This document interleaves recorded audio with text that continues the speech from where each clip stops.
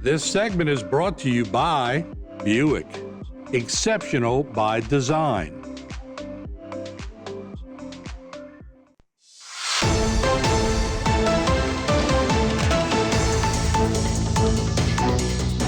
Hey everybody, welcome into Bayou Time. Harry McCullough here. We had a traffic fatality in the Thibodaux area over the weekend. It was a Saturday night, and actually it was Sunday morning around 1:23. Here to talk a little more about that is Lieutenant Clint Dempster. He's with the Thibodaux Police Department. And I guess this is, by himself. It seemed like a single vehicle accident. Can you tell us a little more about what went on Sunday morning? Yeah, so we were dispatched out there. A couple witnesses didn't witness the crash, but rolled up on the crash. And basically, our findings was that it was a single vehicle accident. It was a motorcycle involved, obviously. Left the roadway towards the center of the road. They were in the northbound inside lane. Actually crashed in the turning lane. Which actually ended. It was a U-turn turning lane, and crashed into the U-turn sign, and the driver was ejected.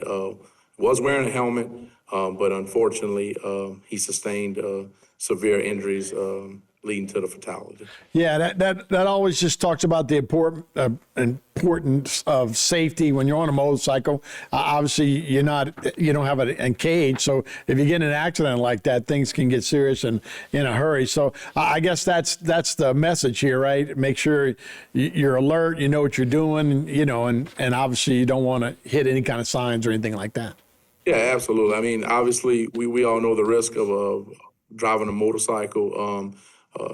Just in regular terms of during daylight hours and motorists, it's just a little harder for motorists to see the motorcycle just from it being smaller than a regular vehicle, obviously. But in addition to that, we can't stress enough, and again, the incident's still under investigation, but we can't stress enough of just driving sober and not impaired.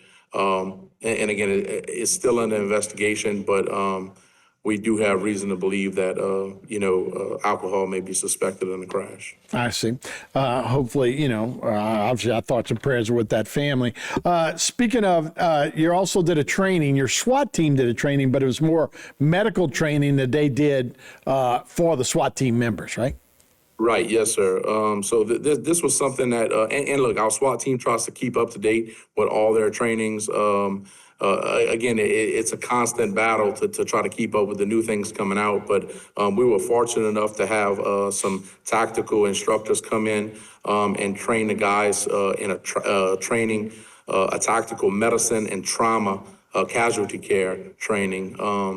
So it's just, constantly training's constantly evolving to new things. So we was actually able to get some instructors come in and train some of our veteran SWAT guys on some of the new techniques and more severe injuries.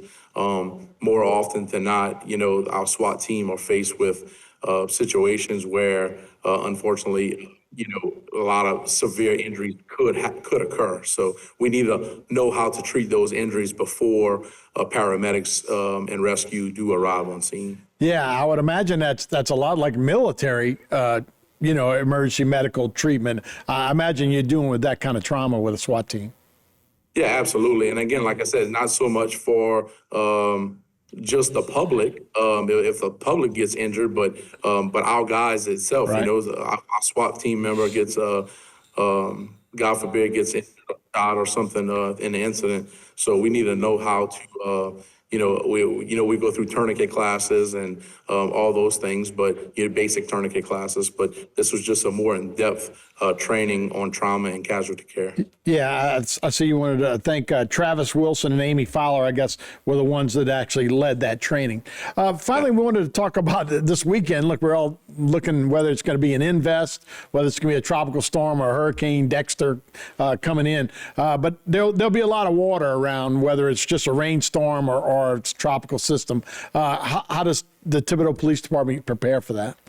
Yeah, and I actually, that's why I was a little late getting on. We was on a state weather call, and it looks as though, we will get some rain, obviously, in our area. And again, you never know how much and who's going to get the majority of it. But we prepare for the worst. But like typically, Thibodeau, we have some street flooding that happen on certain streets. The public, the citizens in the area, they're pretty familiar with what streets those are. We just ask the public to avoid flooded streets. Don't drive through them. We do a pretty good job at barricading them off, and just keep up and monitor our social media. We try to label those streets and let the public knows which one's closed. But again, just avoid driving on the flooded roadways. Yeah, Clint, when you get something like this, there's no curfews before time, right? I mean, there might be something later on, but you don't do a preemptive curfew or anything like that, huh? No, not for something like this. We just gotta wait and see. I mean, look, if it does turn into something more crucial than what we think is going to be, then obviously, that's a case-by-case basis. But as of right now, there are no curfews or anything like that in place. We just ask people, if you don't have to be on the road during the peak hours of those storms, then don't be. But again, like I said, just avoid driving in the flooded roadways, and we'll get through this together. Yeah, there should be no evacuations or anything like that needed. But you guys will be watching, and if we need you, you're always there. Thanks so much for joining us. Appreciate it. You got it. Thank you. Thanks for having me. That's Clint Dempster with Thibodeau PD. We'll be right back with more Bayou Time right after this. This segment was brought to you by Buick. Exceptional by design.